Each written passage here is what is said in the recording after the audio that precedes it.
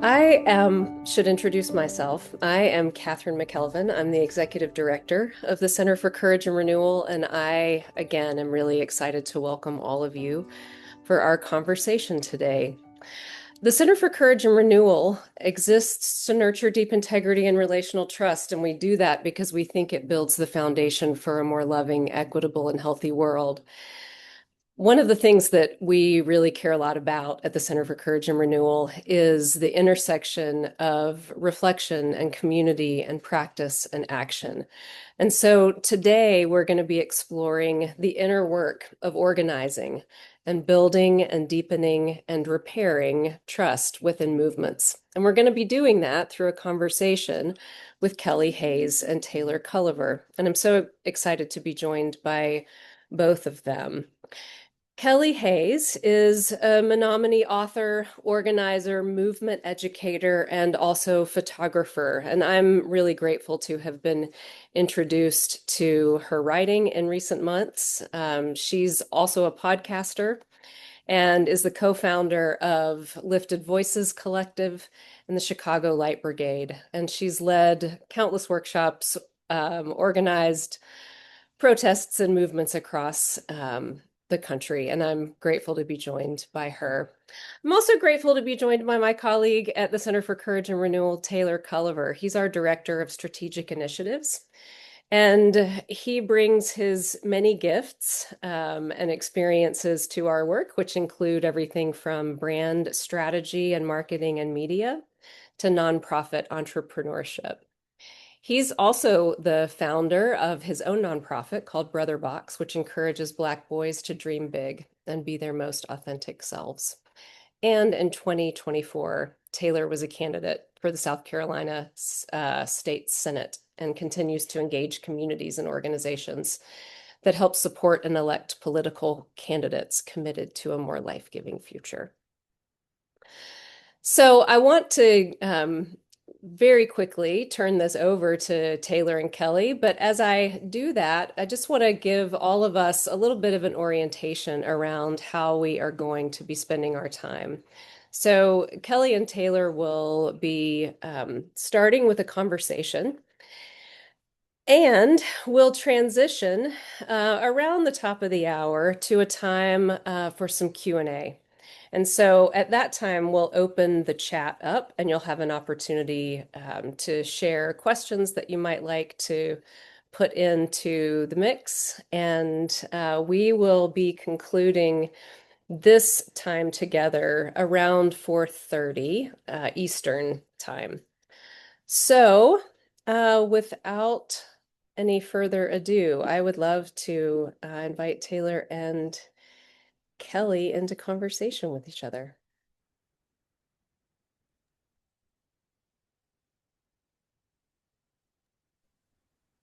Thank you, Catherine. Before we get rolling, Kelly, I just want to say welcome on behalf of the Center for Courage and Renewal. And I might invite everyone on the call to just pop into the chat before I turn it off so that it won't distract us. A welcome to Kelly, and also just a kind of grounding of where you're joining us from so that we have that background. So we'll just give a moment for people to pop into the chat, a quick word of welcome. And as people do that, Kelly, I will just say that I am incredibly honored and excited for this conversation. You have been a distant teacher for me in the past several months as I have tried to figure out how to work through all that we're experiencing in this current moment. And I am just very grateful for your work and your writing and movement memos, your podcast, and all of the ways in which I have absorbed some of your knowledge and experience in order to continue to try and do the work that I think will help move us forward in my little corner of the world. So, thank you for being here. And I want to start by just asking you how you're doing, which feels like a small and huge question right now. Well, thank you for that beautiful welcome, Catherine and Taylor, and all of you in the chat. I'm hanging in there, you know. I think we all know this is a really rough time for people of conscience. Much rougher for people who are in the blast radius of the worst things that are happening, of course. But this cycle of uncertainty, death making, and genocidal threats against entire populations, not knowing from one day to the next what the fascists who govern us are going to inflict or set off. I think it's really harming our nervous systems. I also think the fact that most of us are getting up each day and trying to go through the motions of normalcy when we know things are spiraling is hurting us and in some ways changing us. And that's something I worry about. But I am really grateful for people who are in motion right now and really heartened by the work so many people in our communities are doing to create as much safety and justice as they can. I know that's going to move us forward, so I take a lot of comfort in my awareness of that work. How are you doing, Taylor? Mm. I'm like the tears are gonna start flowing just from that question. I am generally doing well. What I always tell people is generally I'm doing well, all things considered, because it's true. And I think one of the most challenging things right now is the holding of the kind of tensions and gratefulness that I feel for just my own kind of positionality in the world and the privilege that I have to move through the world in the ways that I do, not under the same kinds of threats, right, of people on the other side of the world and and people on this side of the world, right, in our own backyards. And so I think the hard thing is just kind of wading through, right? Like what we're kind of bearing witness to on a daily basis. And then my daughter and my son get here at 5:30 and it's like get their dinner ready and spend some family time and get them down by hopefully 8:30 if we're doing great. Usually like 9:30 because Nova wants to stay up forever. Then come down and try to do my partner duties to make sure that my partnership is great. And it's just a lot right now, to be honest with you. And so, generally, the way that I answer that question is I'm doing well, all things considered. And it's a lot and a lot right now. And it's just trying to hold myself with some grace and do the best I can. So, I wanted to structure the conversation in a way that we kind of start inward and then go outward and then maybe come back inward towards the end of the conversation. And I just wonder if we could start, when you think back, what kind of first disrupted your sense that this is not tenable, right? Like what disrupted that idea that this is just the way that the world works? What raised your awarenesses that something about the ways that we were living weren't right and the systems that we were operating in weren't life-giving? I wonder if you could just take us by way of introduction, perhaps, and telling us a little bit more about yourself, about that journey. You know, I was kind of an odd child. I never really accepted the idea that unfair conditions were fixed in any way. I was constantly challenging authority from a really young age. I got in a lot of trouble for doing that and for sticking up for people who I thought were being treated unfairly and for correcting my teachers when I knew they were wrong. And that was really isolating in some ways. And I think my sense of justice led to a lot of resentment and a lot of feelings of alienation when I was a young person. I carried around a lot of bitterness. One of my therapists in my early adult years said that when someone pressed my "that's not fair" button, I would lose containment.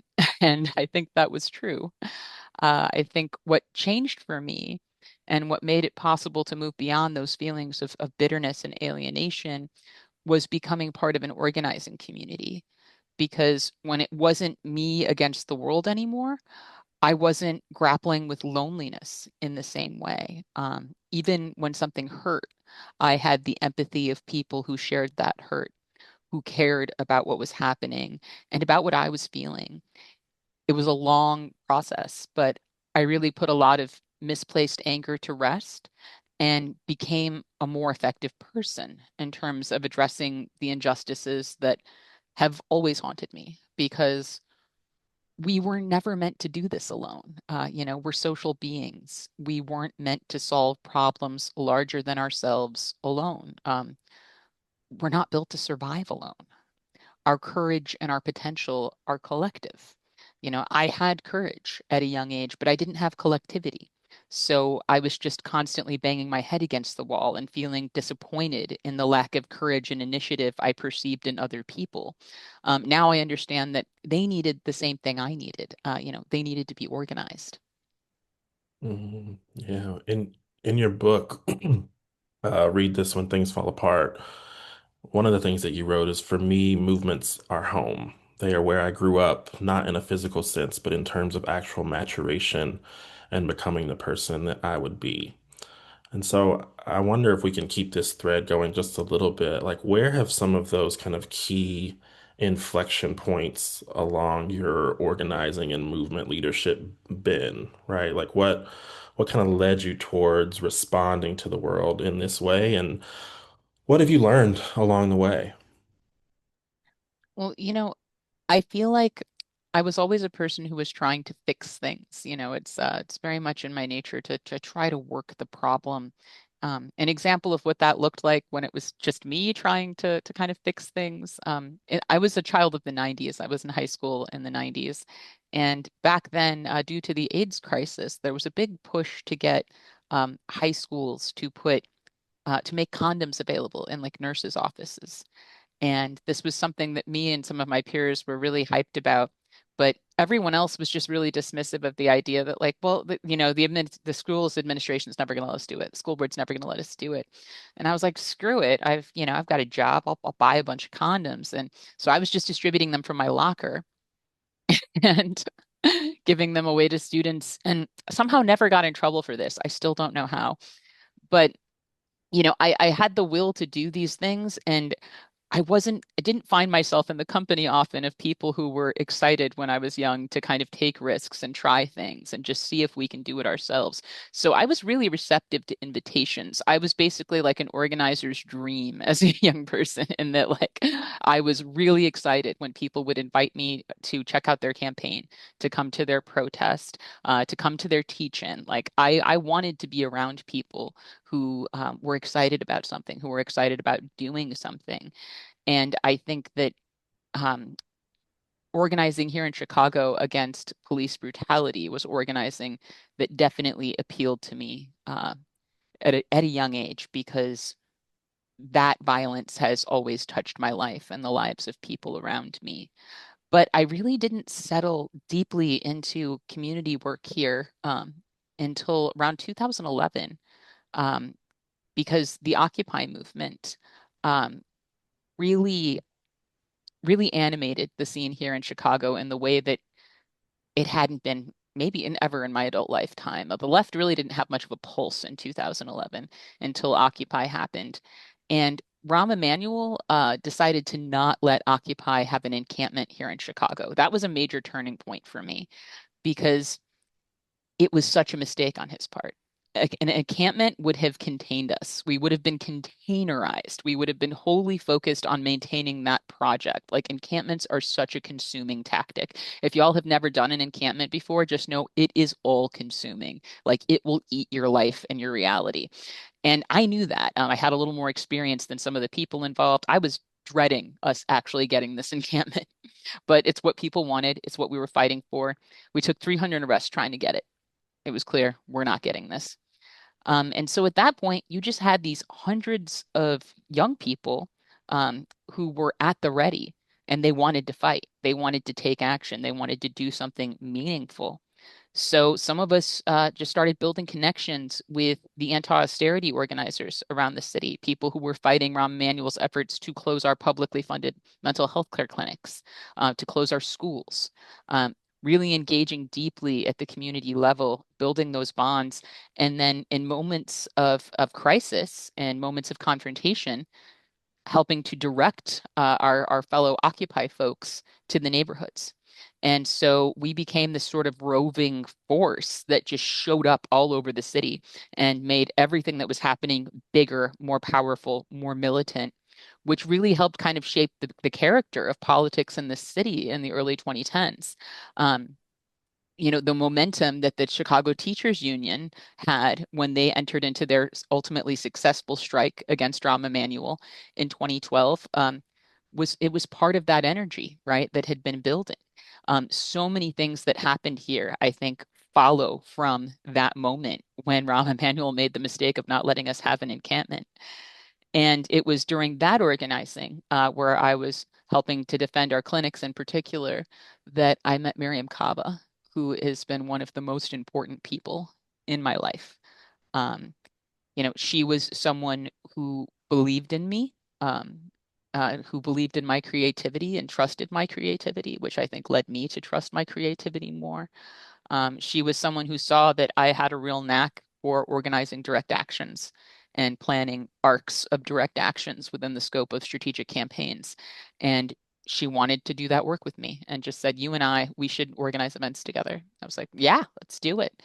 And so, working with Miriam, I got deeply involved with organizing protests around the issue of police violence in our city, and ultimately worked with Miriam um, during the campaign for reparations for survivors of police torture in Chicago, which was a successful campaign where many people were compensated for the violence they endured under a particular police commander named John Burge here in Chicago.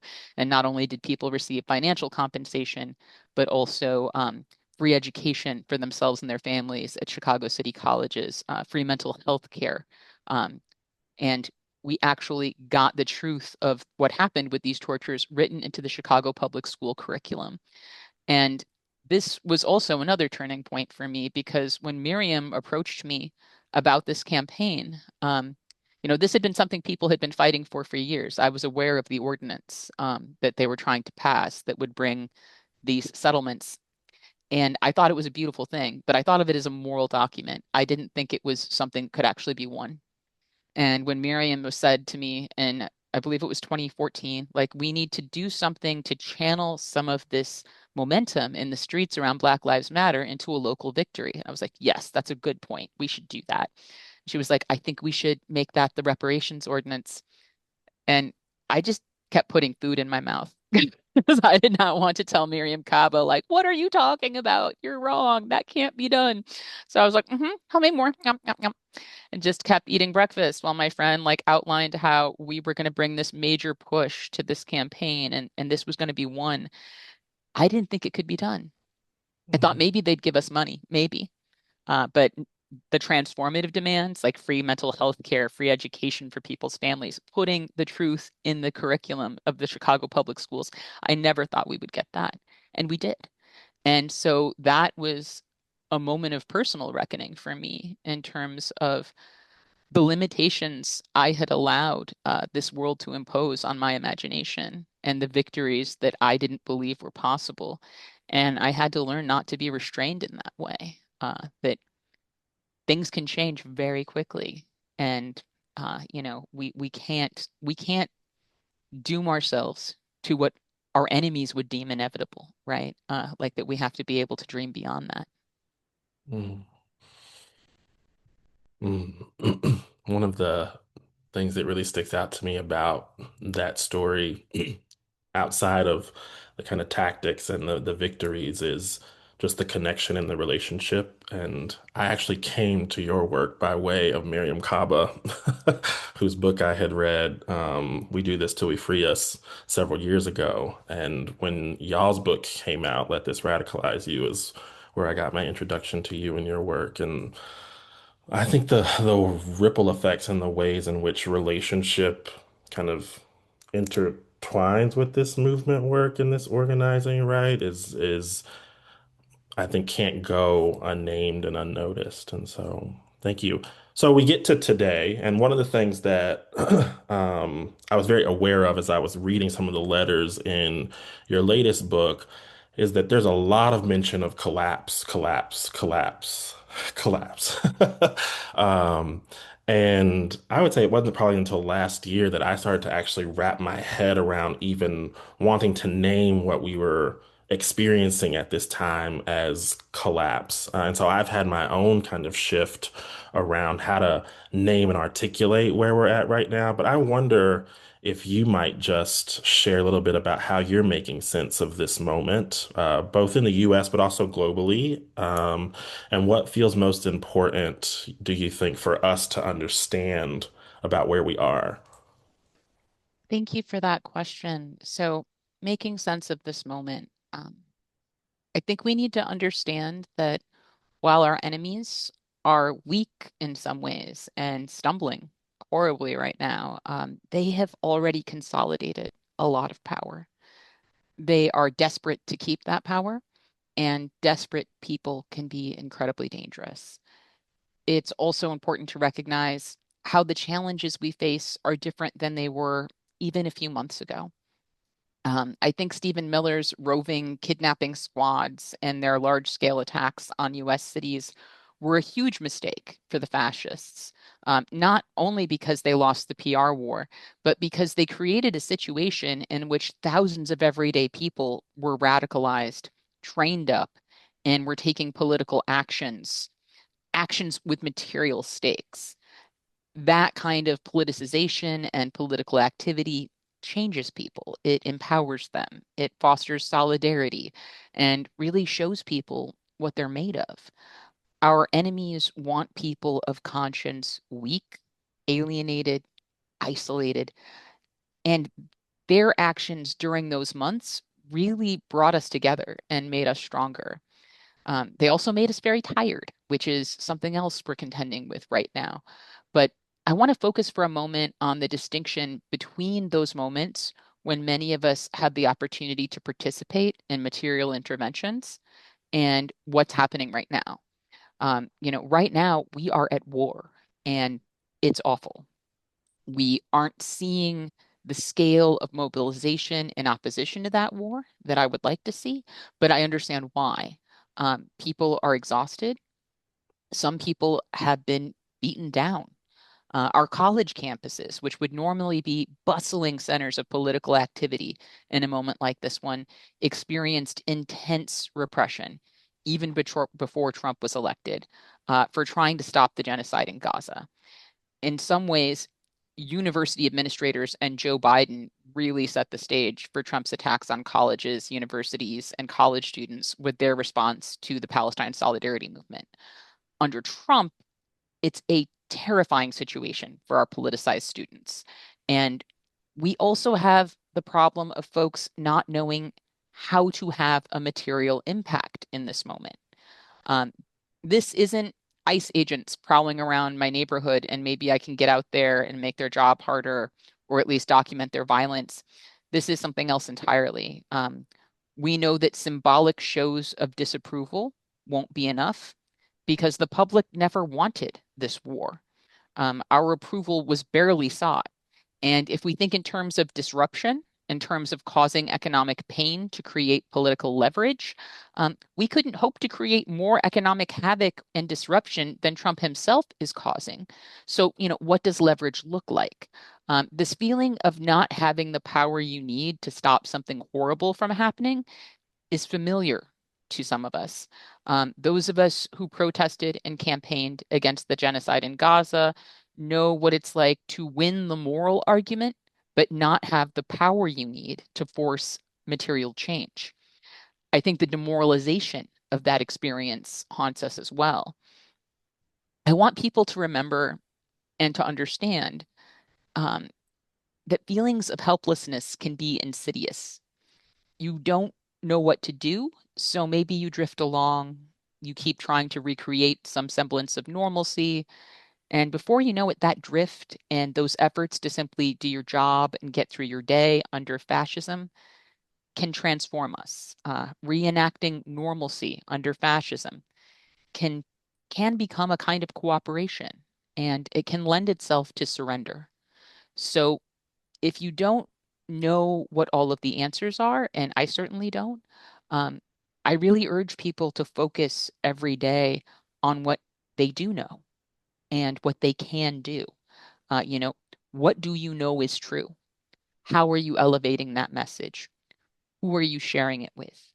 What commitments are you making on the basis of what you know? How are you reaffirming those commitments, preferably in the company of others?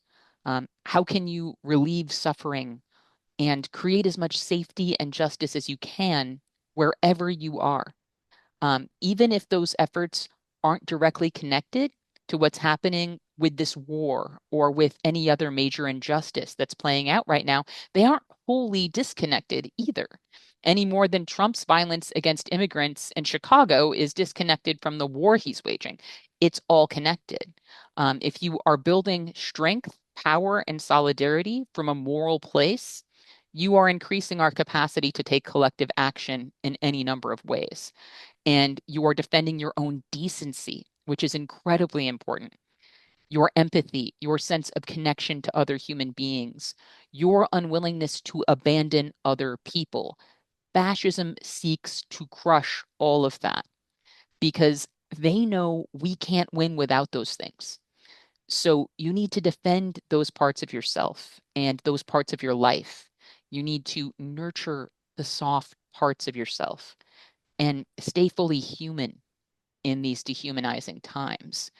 And I think that's true here in Chicago. It's true of everyone in the United States. And I think it's true at the global level because this is a global struggle right now that we're in against fascism.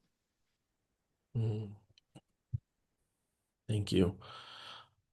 There's so many places I could go. One of the questions I think I have is w within that reality that you've named, uh, what is the role of the organizer, right? And how do you see your role as an organizer within that? I'm curious what you feel like strategic and effective organizing looks like in the midst of that feeling of perhaps powerlessness or not sure where to turn. Can you just give us a sense of kind of where you find yourself in terms of your role as an organizer and a movement leader in the midst of that? I have spent a lot of time lately thinking about the three C's of strategic escalation: confidence, capacity, and commitment. You have to give people the confidence that together they can accomplish things that they couldn't accomplish alone, that they have collective potential. Um, you have to persuade people to pool their capacities in order to create that potential. And you have to build a culture that reinforces their ongoing commitments to the work they're doing together. Doing that under these conditions is a unique challenge, and it's one we have to rise to. Um, I think a lot about this idea of pooling capacities, and I think that people greatly misunderstand the task there in terms of what we are asking of people. I talked to some students not too long ago, and I got a question that I always tend to get from young people about how do I organize with people who have a different ideology? And I put in the position of telling them that most people don't have an ideology. Like most people do not have an ideology. They have concerns. They have things that their hearts desire. They have fears, and those are where we are intervening, right? That's where we're bearing witness to what they're telling us. That's where we're connecting or not with what it is that we're trying to do. Um, what we're competing with when we're trying to get people to pool their capacities is the meaningful and meaningless things that they would otherwise do with their time. You're competing with Netflix, you're competing with someone having the ability to eat their meal at home with their family instead of on the train trying to get to the meeting. Um, Thinking about what it actually costs people to participate in this work, what they're giving up, and how we make that worthwhile, right? People aren't batteries to be drained, right? We don't work for our movements. We constitute our movements. And when we're not okay, our movements are not okay. So we also need support structures. We need warmth. We need comfort. We need people to feel better off for being in the struggle with us than for being outside of it. And there are a lot of ways that we can do that, right? There are a lot of ways we can make our spaces more welcoming to families. Um, more thoughtful around, the demands that are being placed on people. One thing I do that annoys some of my co-strugglers is I leave when a meeting is supposed to end. Like, I'm out. If you say we're done at 9, I am out at 9. And people see me getting my stuff and they're like, what are you doing? And I'm like, because I respect y'all's time. Like, that's why I'm doing this, because we Mhm. need to respect everyone's time. Because if every meeting goes over, who are we losing? We're losing the parents who can't live that way. They actually have to be able to plan around who's taking care of their kids. We're losing the people who put in a 12-hour day and are still worried about how they're going to make the rent, but they showed up for our damn meeting. And now here we are not respecting their time. You know, we need to think about what people are up against, how we're being respectful of what they're up against, and how we're, meeting folks' needs when we can. Like, I serve food at just about every event I put on, because that's one less thing a person has to think about in order to get to that space. They can come there, they can have something to eat, and then they can ease into this moment of learning or planning or whatever it is we're doing together that day. I also think we need to create spaces that aren't just about productivity. We need to respect each other as whole human beings. Um, for one of the ways that that takes shape in my work is Understory, which is a project that I co-facilitate with my friend Tanuja Jagannath. It's a spiritual and emotional support group for activists. I think we need a lot more of those formations. Another is something called Struggle Hour that my friend Maya Shenwar and I put on here in Chicago. I guess it's kind of quarterly. It's a little erratic, but it's basically a happy hour, but we're not happy because, we're leftists. So it's struggle hour. And it's a chance for activists and organizers from around the city to come together and have a drink, have some pizza, sing some karaoke, experience some fellowship. It's being human together, finding a little joy together amid all of the mess. We're doing one of these tomorrow night. I'm really looking forward to it because, I need that bit of joy. So I know some other folks need it too. And so making the movement into something that nourishes people in addition to asking things of them. I think that these are all parts of what it means to be an organizer right now. Mhm. Yeah, something that's coming up for me as you were talking about that, particularly like the time, right, and the ways in which you nurture space is those are all small micro parts of trust building, right? Like, will you get out of this meeting when you say it's supposed to be done? Will I be able to show up in this way and then leave and know that I've gotten what I was expecting, right? And so uh, it occurs to me in a lot of the kind of political organizing that I've been a part of here in South Carolina, and surely in all of the organizing that you've done throughout your life, those nodes of trust are actually really, really important because you are working with people who don't always see the world the same way you do, or you're responding to something happening out in the streets in which you don't have a lot of time, right, to kind of get together and bond and get to learn about everybody's joys and passions and nurture that trust together. So I wonder maybe we could connect perhaps some of what happens in understory and the circles that you're a part of because they feel very akin to what we do at the Center for Courage and Renewal with circles of trust in terms of creating space for people to practice new and different ways of being with one another, right? And to practice turning to wonder in the face of challenge and to practice asking open, honest questions, ways that help us build our trust muscles a little bit so that we can go back out into the world and do the work that needs to be done. And so I just wonder, as I'm trying to weave these threads, if you could speak a little bit to the practical implications of what you've taken from your work in Understory and how that trust, both within yourself, perhaps, and that you're learning to build with other people in very real time, how has that connected to the organizing work that you're doing when you're out in the streets, resisting and pushing back against some of this stuff? That was a long-winded way of getting there. I appreciate this question. I think one of the first ways we establish trust is by showing up for each other, right? I have a certain reputation in Chicago that I'm proud of, and that reputation is grounded in trust.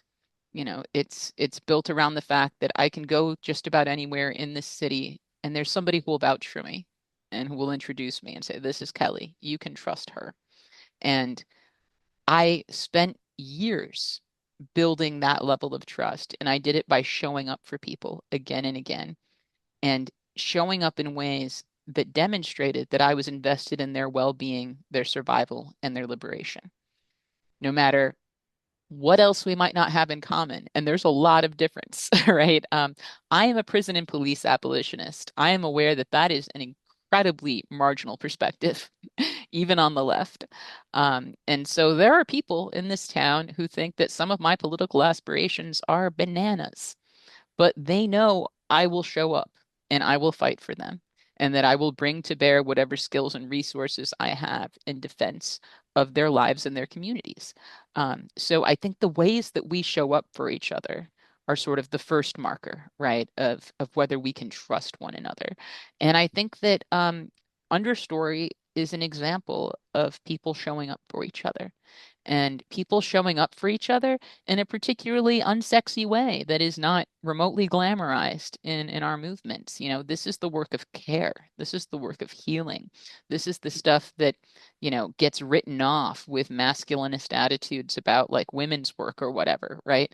This is labor, and it's also it's deeply important to maintaining our humanity, right?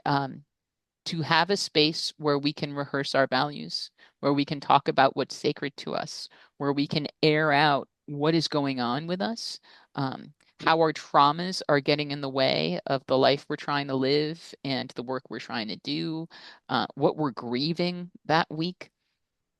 It is so important for us to have a place to put all of this.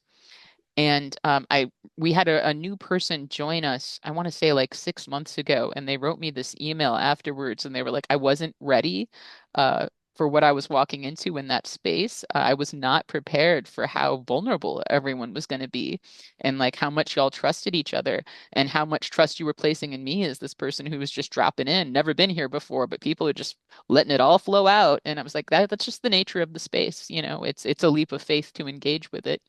And it's not going to be for everyone. But if you're willing to take a chance on these people, like they are for real, and they're for real going to hold you in your humanity. They're going to hear you. They're going to engage with you in a good way. And when we make mistakes in the space, we practice curiosity. We start with compassion, and we give each other the opportunity to move differently. And because it's all an experiment, right? It's all about us trying to figure out how to move together in a good way. And when we don't have spaces like this, I think we really doom our productivity-based spaces to the experience of having all this stuff show up anyway that we're not trying to put in that space, but that comes out of us because it has to go somewhere, right?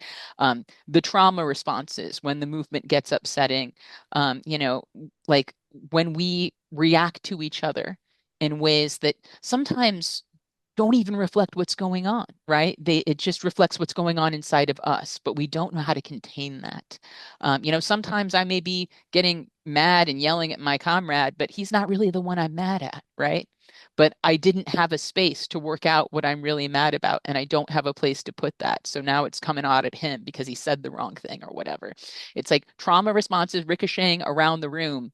Like, I think so many of us have had the experience of being in the meeting that completely derailed.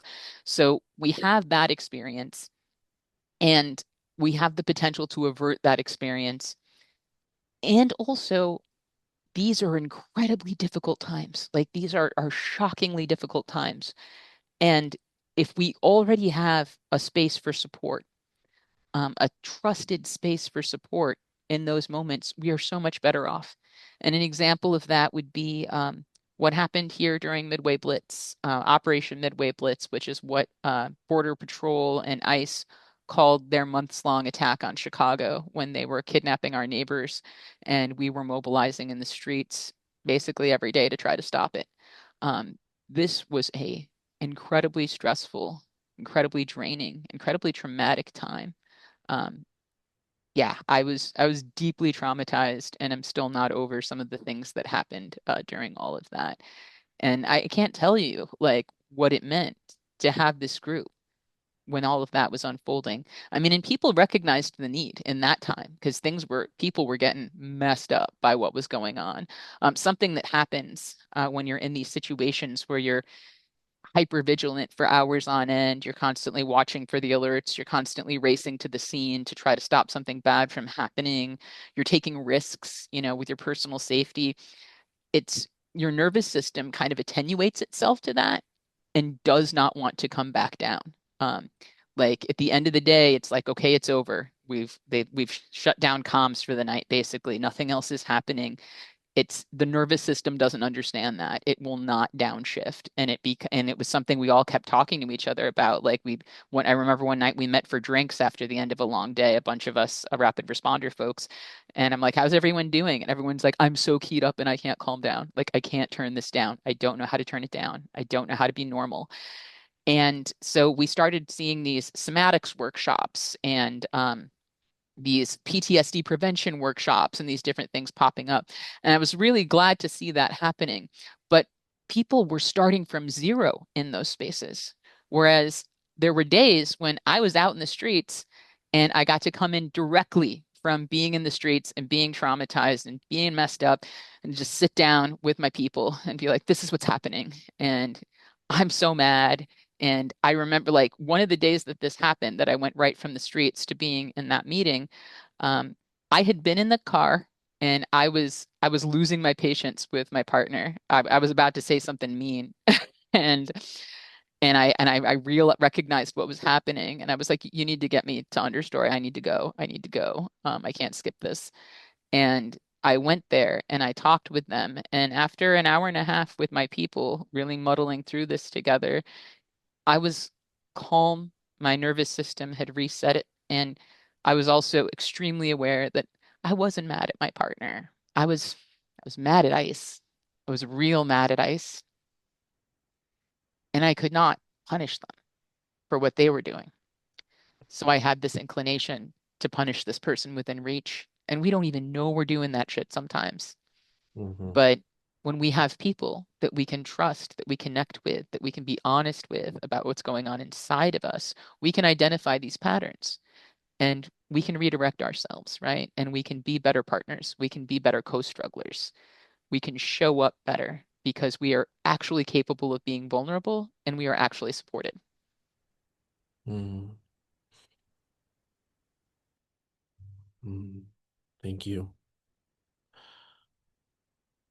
I wonder how you think about repairing trust when it breaks, which I've certainly experienced time and again, and have not really felt like I have the tools, right? Like I'm also a conflict avoider, right? And so it's hard for me to confront things. And so I just wonder, kind of in the movement spaces that you've been a part of, when trust has been broken, what is the work that we have to do to repair trust in ways that allow us to move forward? This is such an important question. Um, you know, I think we need to start by understanding some of what derails us, right? When we have the potential to repair something, like what gets in the way. One of the first things that gets in the way is if we don't have existing agreements in our group about how we're going to handle conflict, how we're going to handle harm. Um, I'll just say I've never seen a group make it to 2 years that didn't have existing commitments around this is how we handle harm. This is how we handle conflict. Like those agreements have to exist. They have to be as specific as possible. Because when we don't have these things to sort of default to, then we default to the norms we've internalized from this society. And those are all really bad. They're prosecutorial. They are about punishment. They are about blame. Um, like this person hurt me, I want them to be punished. Also, I want everyone to be on my side. So I'm going to factionalize the group. Also, I want it to be recognized that I am completely innocent and they are completely guilty because again, this kind of behavior is rewarded in the wider world. There is no reward under racial capitalism for saying, okay, this person upset me, but maybe here was my part in this situation. Here's how I contributed. Then people are like, oh, well, you're guilty too. It's like there is accountability is not a thing that is rewarded in most of our society, right? So we're structuring new norms in order to get people to embrace the idea that actually it's good to acknowledge if maybe you had a part to play in this. It's good to map that out and figure out how we got here, because the actual goal is figuring out how not to get here again. And the more of us that can have a part in doing something differently to reshape this situation, actually, the better.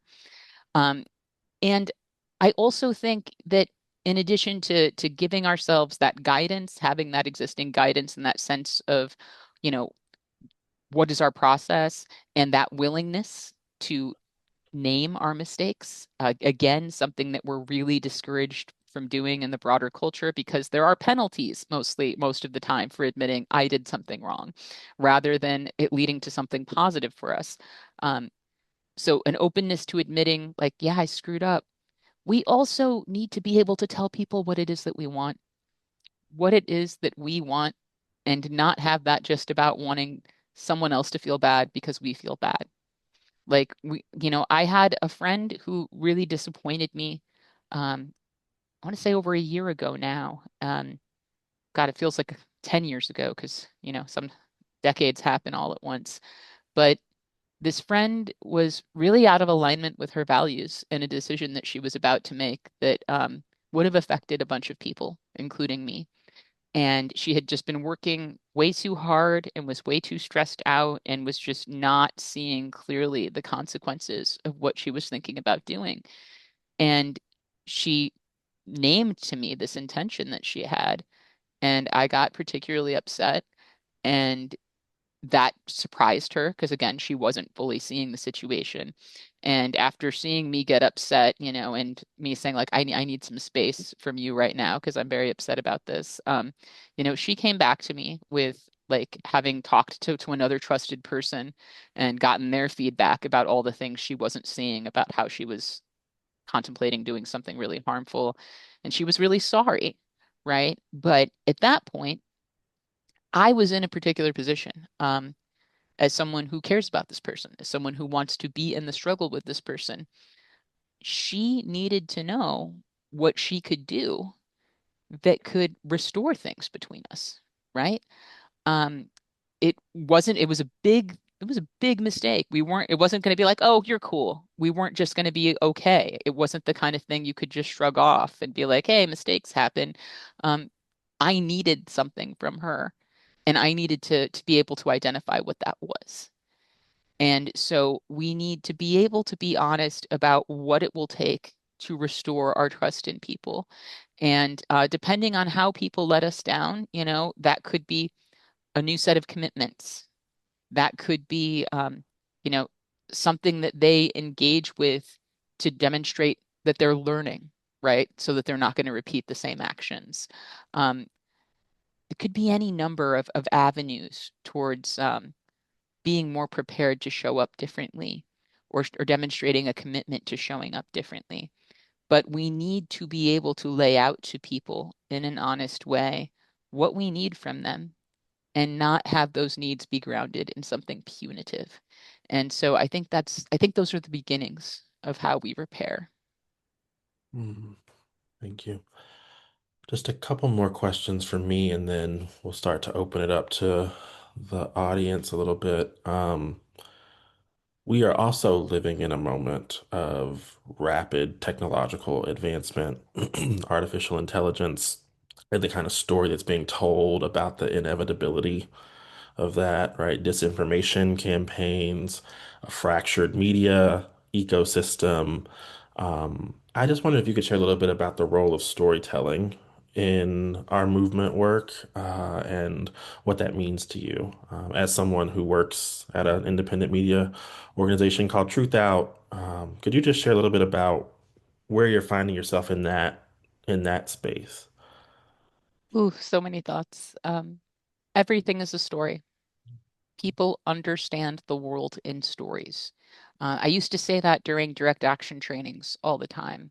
And I would tell people, if you take nothing else away from this workshop, take this. Everything is a story. People understand the world in stories. I think it's important to recognize that people are not persuaded by facts. Miriam and I talk about this in Let This Radicalize You. People often mistakenly believe that folks who disagree with them will change their minds if they're confronted with opposing facts. But that's not how people's minds work. We don't simply organize facts into a worldview.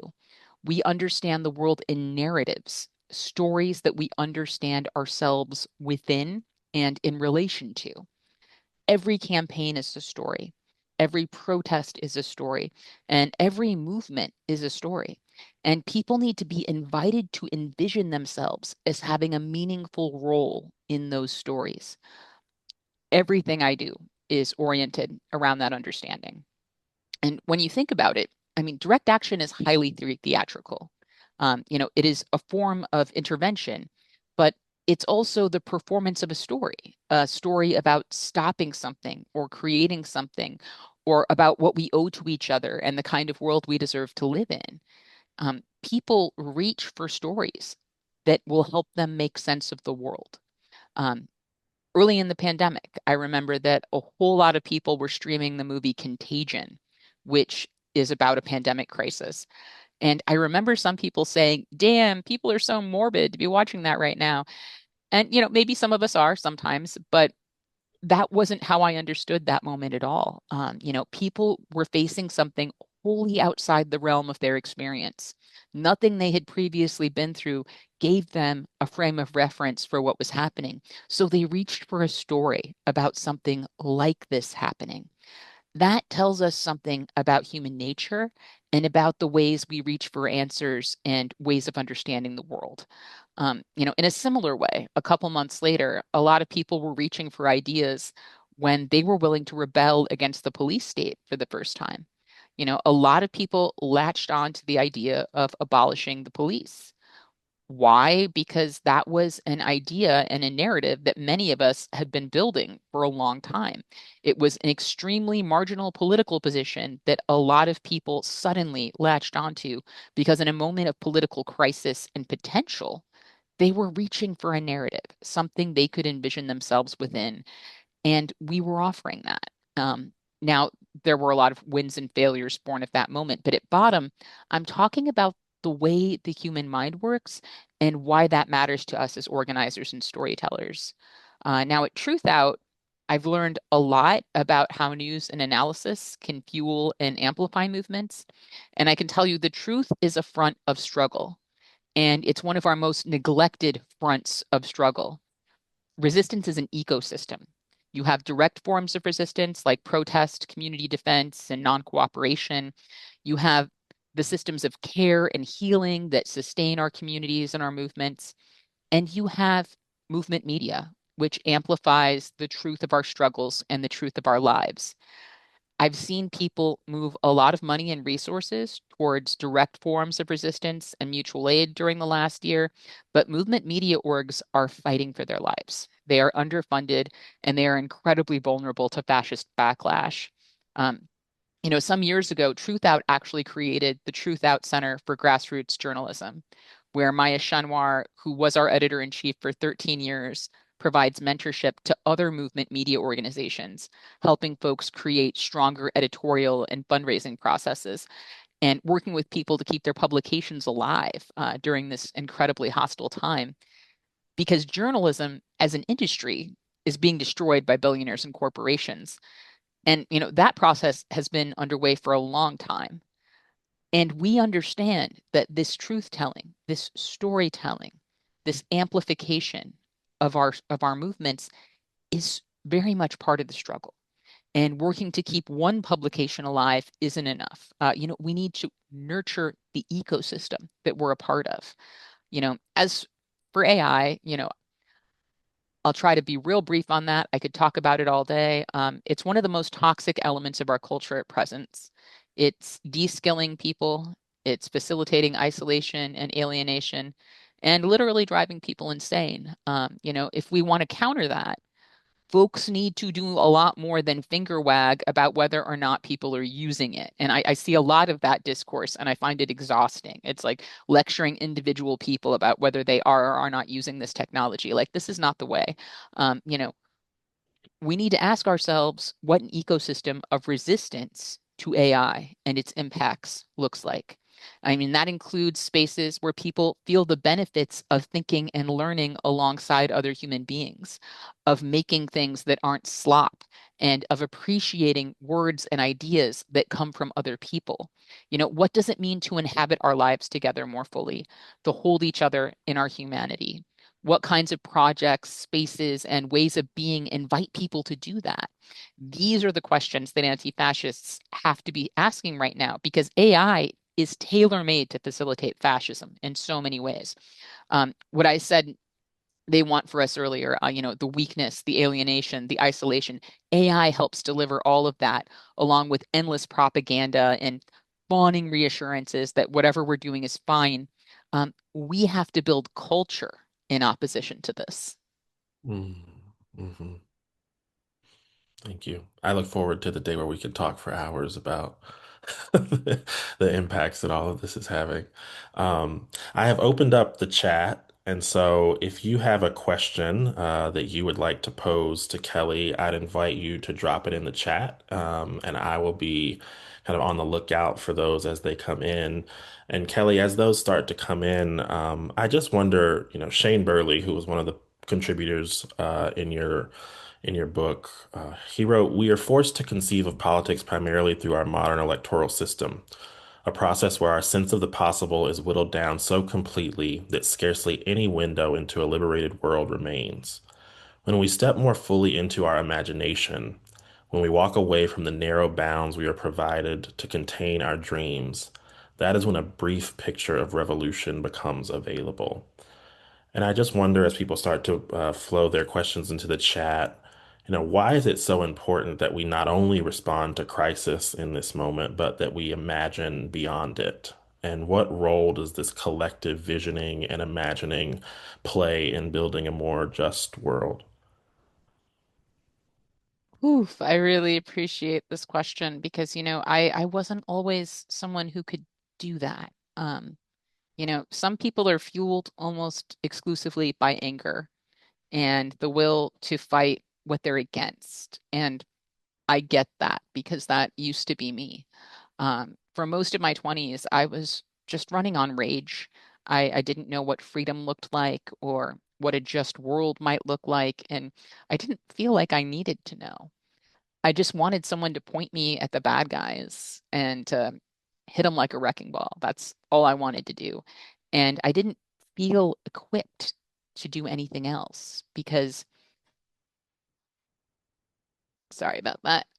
And I didn't feel equipped to do anything else because I didn't have a lot of hope or any vision of how we might land in a good place. I didn't even know if I thought winning was possible. I just thought some battles ought to be waged. Some people should be fought, and some people should be fought for, come what may. That part I still believe. But that's not how most people's minds work. And as I was sort of accidentally becoming a leader, my friend Mariame Kaba pushed me more and more to have some sense of what I thought getting free would look like. Because if you are inviting people to come on a journey, a challenging and potentially dangerous journey, there has to be a destination. That goes back to the three C's and confidence. Where is this going? Why is it worth doing? What are we trying to make possible? If we deserve better than this, what do we deserve? And why is that worth the struggle and what it's going to cost? Um, People need hope. And I don't have that to offer in the form of optimism. I'm not an optimistic person. I don't walk around assuming that things are going to be okay, but I practice hope in the sense that Joanna Macy taught us. Macy talked about active hope, which is something we do rather than something we have. It's not a belief that everything is going to work out. It's a process. It involves soberly assessing conditions and deciding what outcomes we want and what values we want to see expressed, and figuring out how we can move in the direction of those hopes. It's a thing we do. So, active hope requires an ongoing practice of visioning. And I think that's deeply important at a personal and a communal level, right? We need those shared visions of where we're trying to go. And, those visions can be different and they can be in conversation, but they have to exist. We have to be imagining ourselves in the future that we're fighting for in some way. Awesome. One of the questions that we have here from Vince, you mentioned that we can't doom ourselves to what others deem as inevitable. What is the world that you imagine? Oof, another question where we could be here all day. Um, what I imagine a lot of things for us.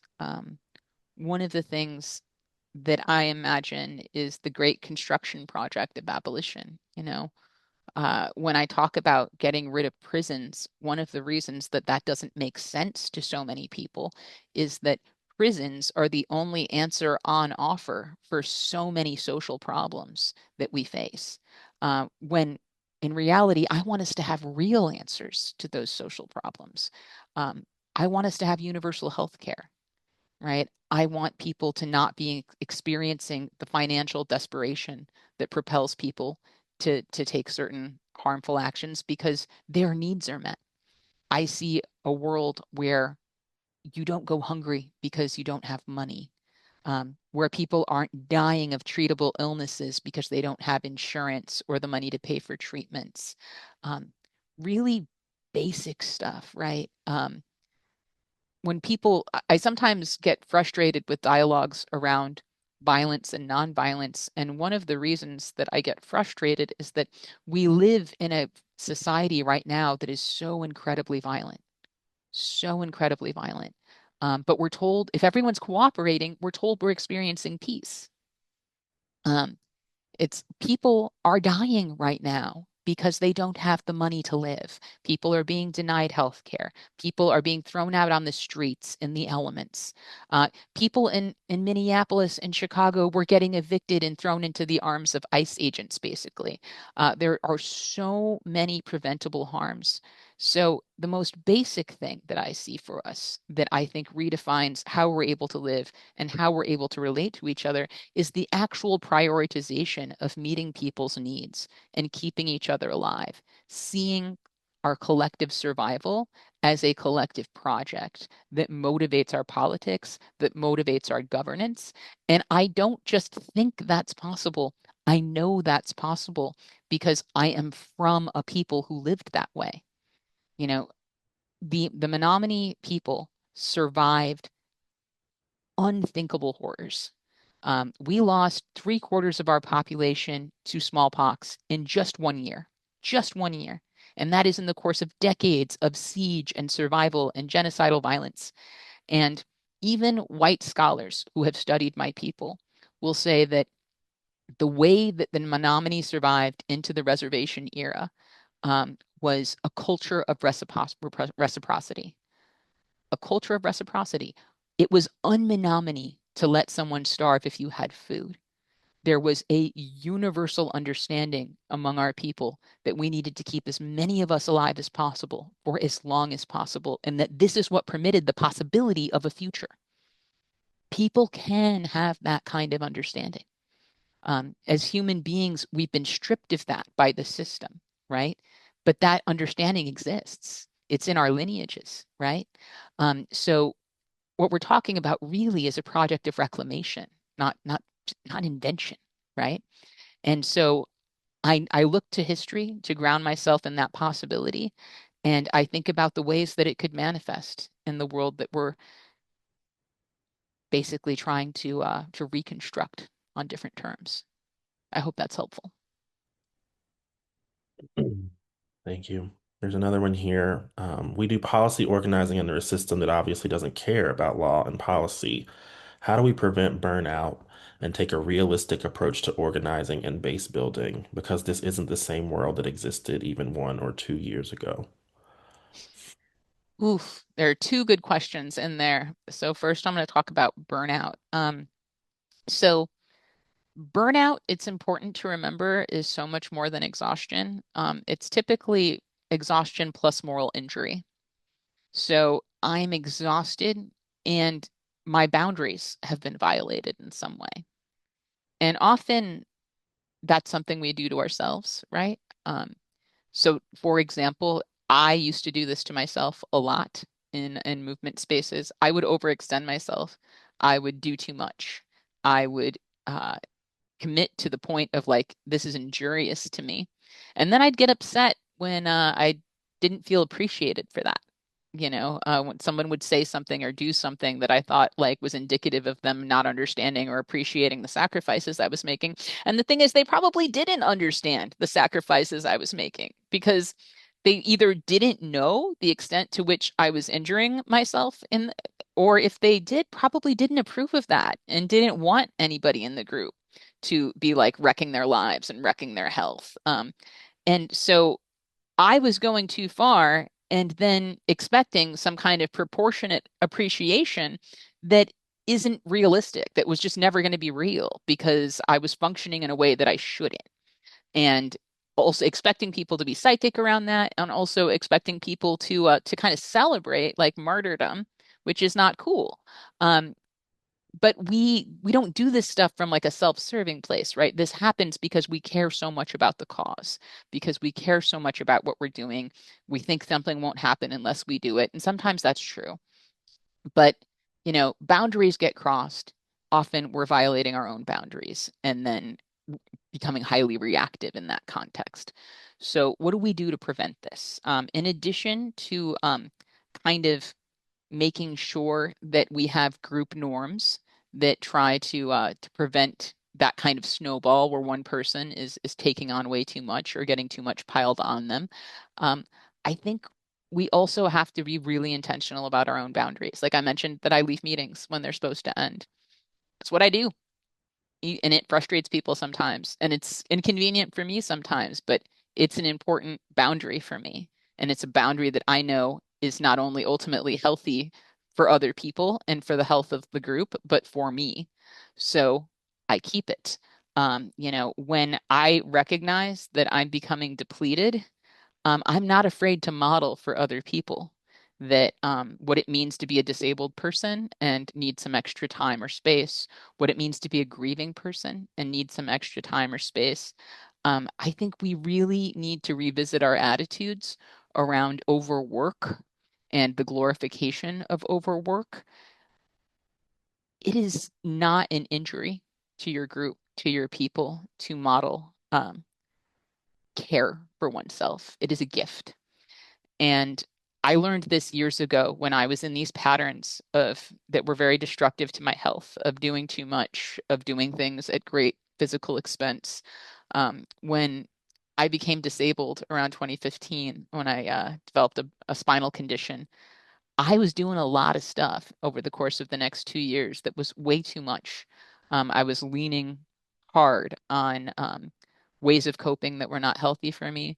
And yeah, it was no good. And after the Standing Rock movement sort of had its climactic point and the camp got raided, one of my friends sat me down and was like, "Hey, I'm really worried about how you've been showing up, and I think you've been wrecking your health and making things worse for yourself." And I was really defensive at first. I was like, "Well, tell me what I could have done differently. Tell me what I did that didn't need to be done." And they were like, you're right that everything you were doing was so important. And you know what? There were a lot of young people looking up to you during this time. And that hit me like a ton of bricks. I was just like, oh, shit. And she didn't have to say the rest, but she did. She was like, "Do you want them to destroy their backs, like to break their backs, to ruin their spines, to ruin their health? Like, is this what you're trying to teach people?" And that that moment changed everything for me. I started thinking really deeply about what we model for each other. And this isn't just about being a leader, by the way, because we are all learning through imitation all the time. If you walk into a room and you don't know what to do, the first thing you do, you look around to see what other people are doing. We are all teaching each other how to be all the time. And so when people show up and model that I have limitations, I have a family, I have a disability, I have these needs, we are helping other people take ownership of their boundaries, of their needs. We are helping other people figure out how to do this shit sustainably. So do not be afraid to model that. It is a gift to other people. And it allows us to stay in the game a lot longer. Most people who get involved with movements will burn out within 5 years or less. Uh, we are blessed that some people manage to stick around for 20 to play mentorship roles. Otherwise, we'd be completely screwed. But we need to create more, more intergenerational, more sustainable ways of doing this work together because it is a long struggle and we are not disposable and we are not fighting for a world where we are disposable. So that's my thought on burnout. Realistic approach to organizing and base building because we're not living in the same world right now. Oof. I would say that I have always had political aims that did not fit into the mechanics of how our political system presently works, right? Um, the the ceiling of what can happen there, working within the system, is way below where I'm trying to go. But I am always looking for ways that we can take power away from the forces that are harmful to us and ways that we can move resources towards things that are life-giving, things that help us sustain ourselves, that help people gain greater access to education, to healthcare. Um, so it's a very harm reducing approach to me in terms of how to engage with this system. But the math always comes down to like, how can I take things away from my enemies and how can I create more resource and more access for the people I'm trying to help and support? And there are always going to be avenues to that. I know some people don't fuck with electoralism at all, and I get it. I hate that shit. It is my least favorite part of politics. Somebody said to me at Socialism Conference last year, like, we're not going to vote our way out of this. And I was up on the panel at the time, and I was like, yeah, we're not going to eat our way out of it either, man. But I had breakfast this morning. Like, some things are just important. They're just part of what it means to survive. And it's part of what it means to navigate all of this. But no, they're not going to ultimately be the answers. So we have to be building beyond that, right? It just has to be part of the picture.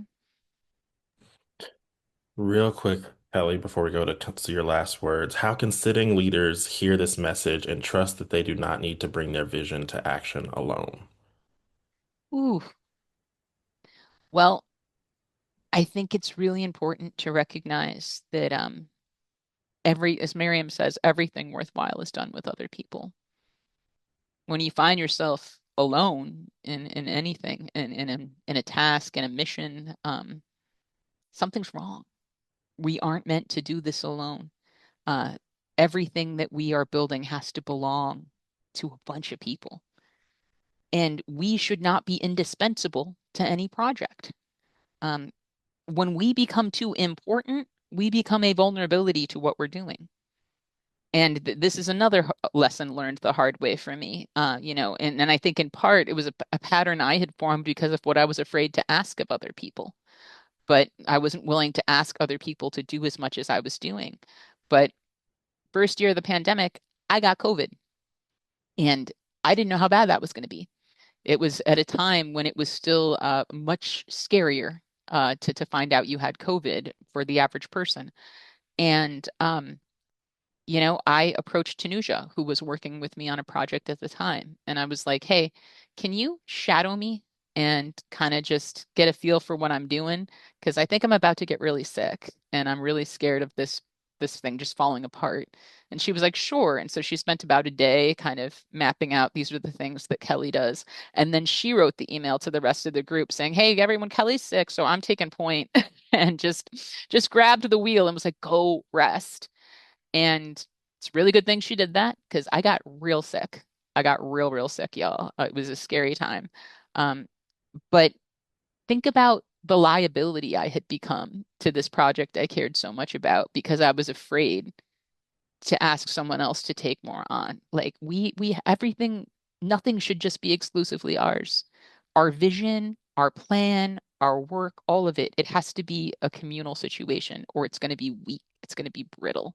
So for the sake of the movement, do not be a lone ranger. Like you always want to be a team. All right. Thanks, Kelly. I'm going to paste into the chat what is the end of the first letter in Read This When Things Fall Apart that you wrote. And you said, I know that the work of justice and change making will continue. It always has. My concern as I write these words is that you are able to stay with us in this struggle as we fight for what could be. There are no fairy tale endings and no shortcuts. What we have is each other and our will to remake the world. I cannot tell you it will be enough because I do not know what the future holds. However, I can tell you that we and the world are worth fighting for, and that there is love, hope, and purpose to be found in the pursuit of justice and in the work of collective survival. Yes, there is joy in struggle even as the world falls down. There is dancing amidst the destruction. I wonder if you have any closing words and remarks in addition to that. I just want to urge people to reach for other people, especially when it's hard. Um, it's easy to retreat. It's easy to hide behind screens and feel alone in our fear or anger. But these behaviors become patterns, and patterns can be hard to break. We need each other right now more than we ever have. We are each other's best hope. And yes, people will continue to screw up and disappoint you. But giving up on other people is a form of surrender. And when you are living under a fascist regime, you surrender nothing and no one. We can win this fight. We absolutely can. But we can only win together by fighting and building alongside people who we would never otherwise talk to. If you don't feel equipped to do that, get your learn on and build the skills, practices, and support system you need to sustain you. You will not figure this out all at once, but that's okay because you are not alone in this. You have friends you haven't met yet, and we'll see you in the streets. Thank you. Catherine, I'm going to turn it back over to you to close us out. Yeah, thank you so much. Um, my heart is full. Um, Kelly, thank you so much for the gift of this time, and for your presence, and for your witness, and for your mentorship, actually, in ways you know about and in ways you'll never know. I'm just deeply grateful for your contributions. Taylor, thank you so much for um, supporting this conversation with your good and insightful questions. I know there's a lot coming up for me in reflection around some of what was shared today, and I imagine there's a lot coming up for others of you as well.